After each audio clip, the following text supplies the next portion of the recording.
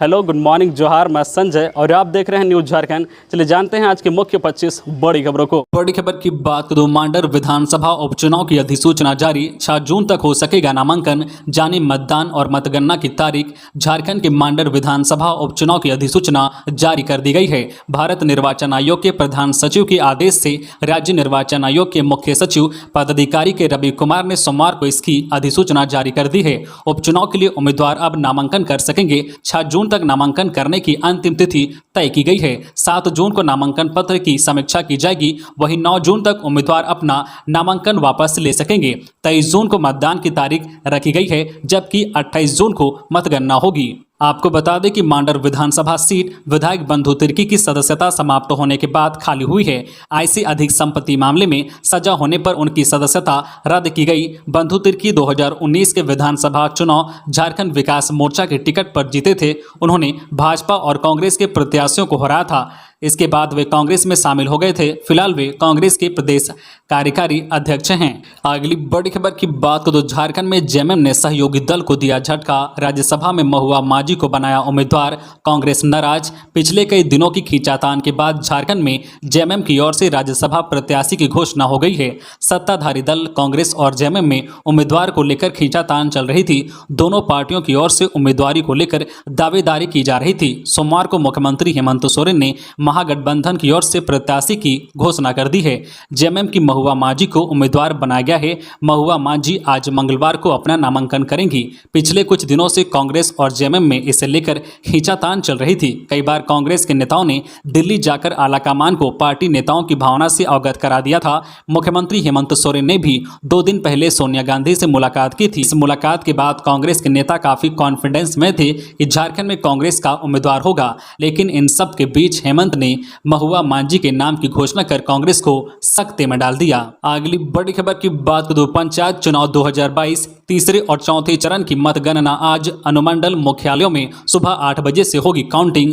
झारखंड में पंचायत चुनाव के तीसरे और चौथे चरण में हुए मतदान की मतगणना आज मंगलवार को होगी। सुबह 8 बजे से मतगणना कार्य शुरू हो जाएगा। इसको लेकर राज्य निर्वाचन आयोग ने व्यापक तैयारी की है। तीसरे चरण का मतदान 24 मई को हुआ था और चौथे चरण की वोटिंग 27 मई को हुई थी। राज्य निर्वाचन आयोग के सचिव राधेश्याम प्रसाद ने बताया कि तीसरे और चौथे चरण में हुए मतदान की मतगणना आज 31 मई को सुबह 8 बजे से शुरू होगी। मतगणना को लेकर 3 लेयर सुरक्षा व्यवस्था सुनिश्चित की गई है। उन्होंने कहा है कि मतगणना स्थल पर प्रत्याशी और उनके एजेंट के लिए पास निर्गत कर दिए गए हैं। उन्होंने कहा है कि प्रारंभिक प्रक्रिया पूरी होने के 2 घंटे बाद ही शुरुआती रुझान आने लगेगा।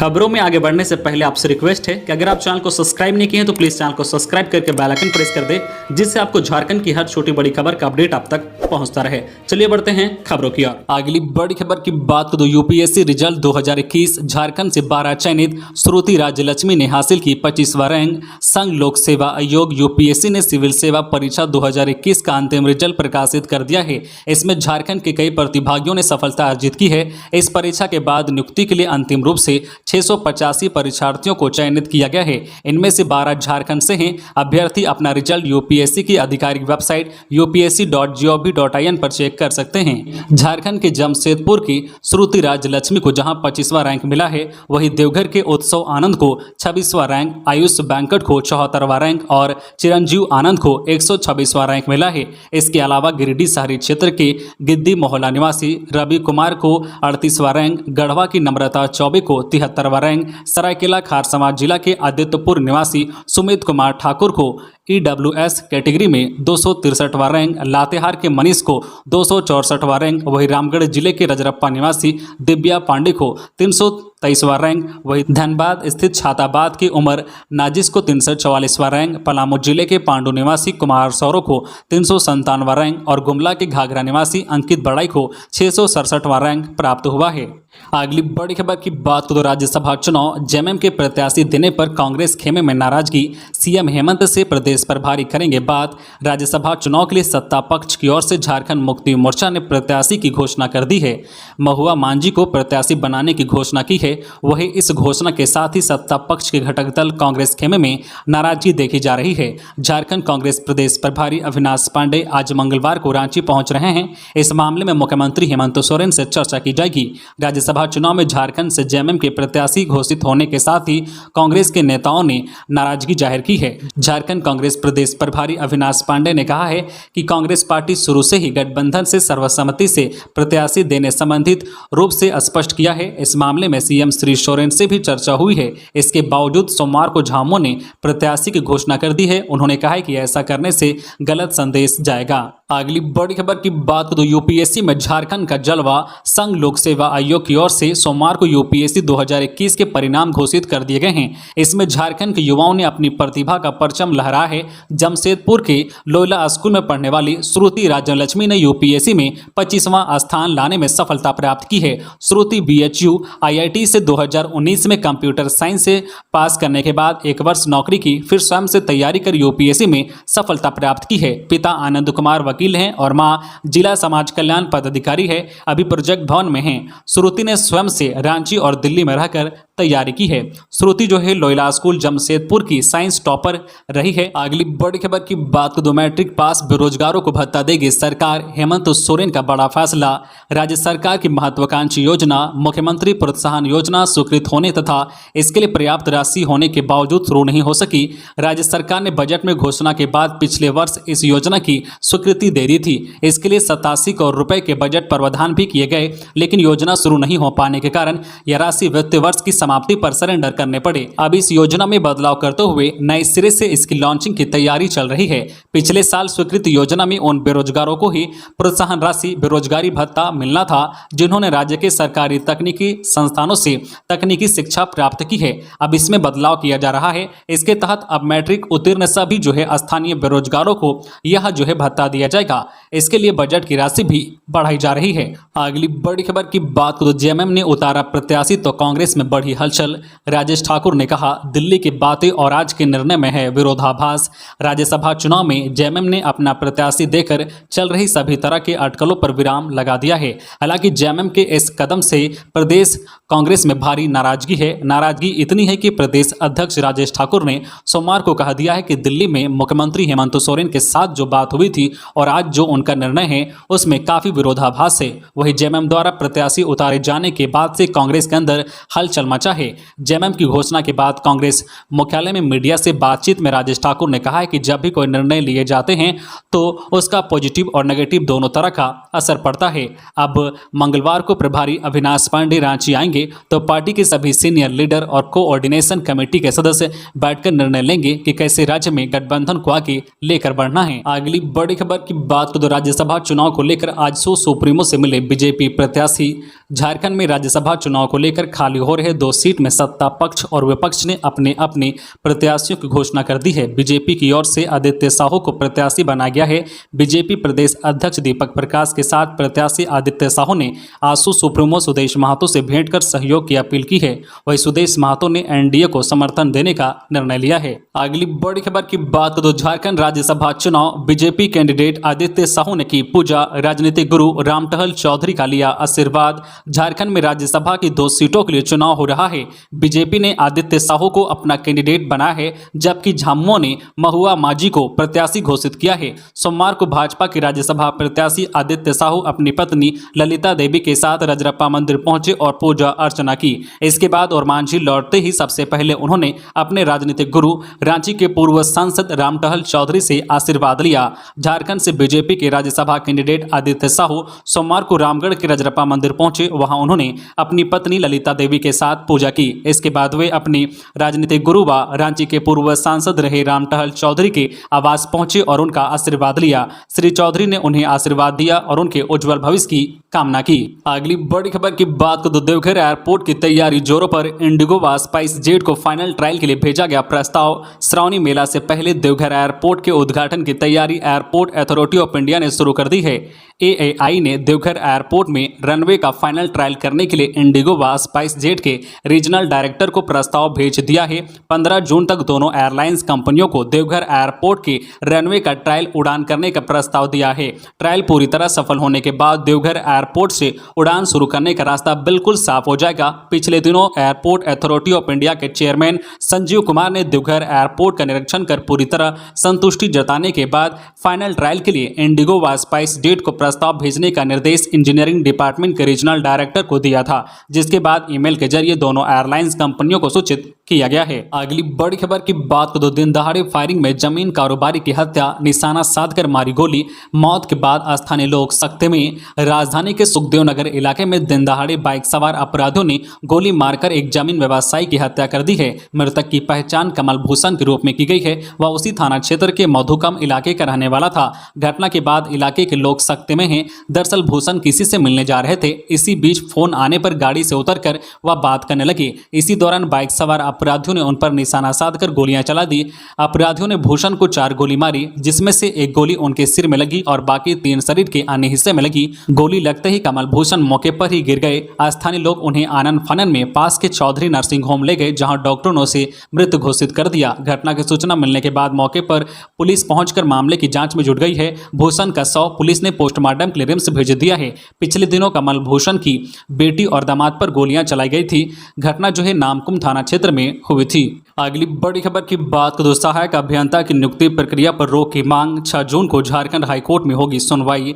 सहायक अभियंता नियुक्ति मामले में आरक्षण दिए जाने के मामले में आईए याचिका दाखिल कर परिणाम रोक लगाने की मांग की है। जस्टिस आर मुखोपाध्याय की अदालत में अधिवक्ता अमृतांश वत्स ने जल्द सुनवाई के लिए मेंशन किया। अदालत ने उनके आग्रह को स्वीकार करते हुए मामले की अगली सुनवाई 6 जून को निर्धारित की है। प्रार्थी की ओर से दाखिल याचिका में कहा गया है कि इस मामले में जेपीएससी ने जवाब दाखिल करने के लिए 2 बार समय लिया। इस बीच अदालत में गर्मी की छुट्टी हो गई। इस बीच जेपीएससी ने सहायक अभियंता नियुक्ति मामले में परिणाम जारी कर दिया और साक्षात्कार की प्रक्रिया की जा रही है। ऐसे में जब तक कोर्ट में इस मामले में सुनवाई पूरी नहीं हो जाए तब तक नियुक्ति प्रक्रिया पर रोक लगाई जाए, क्योंकि पीटी की परीक्षा में आरक्षण दिया गया है। अगली बड़ी खबर की बात करें तो कोरोना काल में अनाथ हुए झारखंड के 49 बच्चे पीएम केयर्स फॉर चिल्ड्रन योजना से मिलेगी मदद। प्रधानमंत्री नरेंद्र मोदी ने सोमवार को वीडियो कॉन्फ्रेंसिंग के जरिए पीएम केयर्स फॉर चिल्ड्रन योजना के तहत दी जाने वाली सुविधाओं को जारी किया।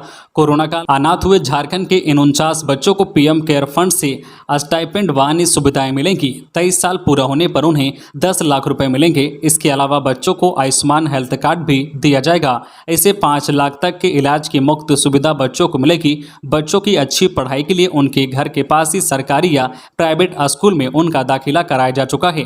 अगर किसी को प्रोफेशनल कोर्स के लिए हायर एजुकेशन की लोन चाहिए होगा तो इस योजना के तहत उन्हें मदद मिलेगी। स्कूल की पढ़ाई पूरी करने के बाद उन्हें आगे की पढ़ाई के लिए और रुपए की जरूरत होगी तो इसके लिए 18 से 23 साल तक उन्हें हर महीने स्टाइपेंड मिलेगा।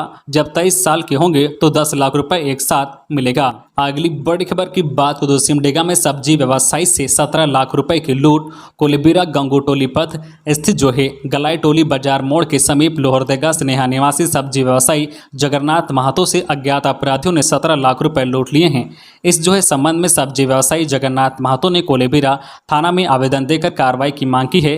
पीड़ित जगन्नाथ महतो ने बताया है कि रविवार को लोहरदगा के स्नेहा से राउरकेला सब्जी मंडी गया था। वहां से 17 लाख रुपए लेकर पिकअप वैन से सोमवार सुबह लगभग 2:30 बजे पिकअप चालक सरवर अंसारी के साथ लोहरदगा के लिए निकला। राउरकेला से 6 किलोमीटर दूरी तय करने के बाद पिकअप चालक सरवर अंसारी ने शौच करने के नाम पर गाड़ी रोक दी। कुछ देर बाद जैसे ही जो है गलाई टोली मोड़ के समीप पहुंचा, इसी दौरान पीछे से 2 बाइक पर सवार 4 अपराधियों ने ओवरटेक कर पिकअप वैन को रोक दिया। इस दौरान जो है अपराधियों ने जगन्नाथ महतो के साथ मारपीट करते हुए पैसे के थैले को लेकर चलते बने। इस संबंध में थाना प्रभारी रामेश्वर भगत ने बताया है कि इस मामले में अपराधियों की पहचान हो गई है। जल्द ही सबकी गिरफ्तारी होगी। अगली बड़ी खबर की बात दो मानवता का परिचय। ग्रामीण ने कुएं में गिरे हिरन को बाहर निकालकर बचाई उसकी जान, लोगों ने खूब सराहा। कोडरमा के जंगल से पानी की तलाश में रिहायशी इलाके में पहुंचे एक हिरन की जान ग्रामीणों ने बचाई। बताया जाता है कि पानी की तलाश में एक हिरन का बच्चा मरकच्चो मध्य पंचायत स्थित कुएं में जा गिरा। इधर कुएं में हिरन गिरने की खबर मिलने पर ग्रामीण मौके पर पहुंचे और कड़ी मशक्कत के बाद कुएं में गिरे हिरन को कुएं से बाहर निकाला। ग्रामीणों ने इसकी सूचना वन विभाग को दी, जिसके बाद वन विभाग के रेंजर रविंद्र कुमार वन विभाग के कर्मियों के साथ मौके पर पहुंचे और घायल हिरन को इलाज के लिए पशु चिकित्सालय भिजवाया।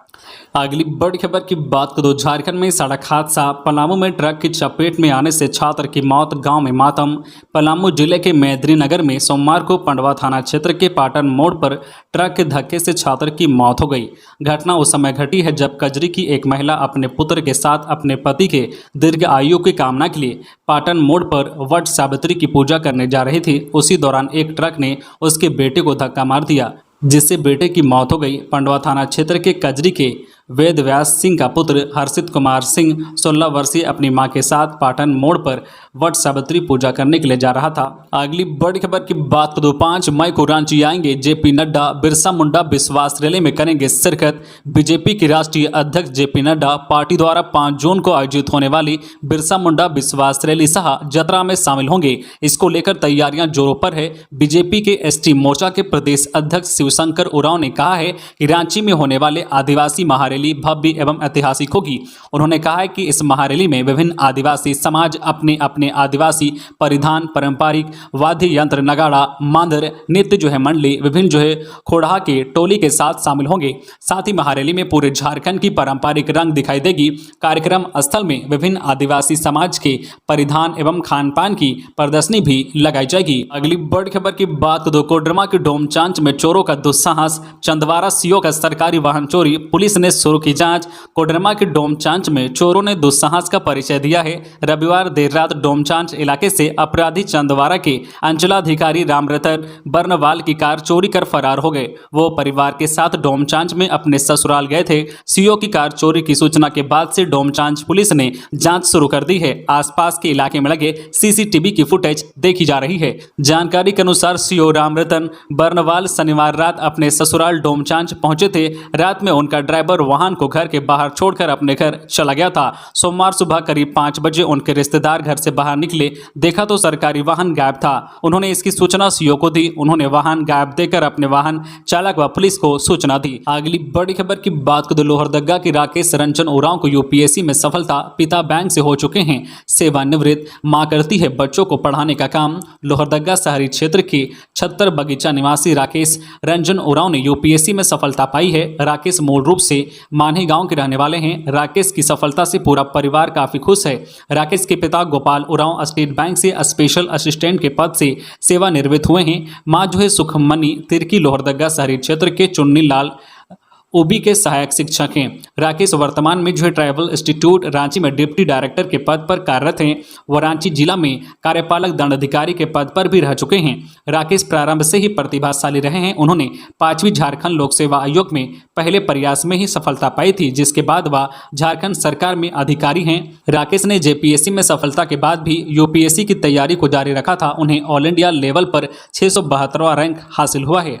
तो ये थी आज की झारखंड की टॉप बड़ी खबरें। इसी तरह झारखंड की हर छोटी बड़ी खबर देखने के लिए आप हमारे चैनल न्यूज झारखंड चैनल को सब्सक्राइब करके बेल आइकन प्रेस कर दीजिए, जिससे आपको झारखंड की हर छोटी बड़ी खबर का अपडेट आप तक पहुंचता रहे। तो आज के लिए बस इतना ही, हमें दीजिए इजाजत, फिर मिलते हैं नेक्स्ट न्यूज में।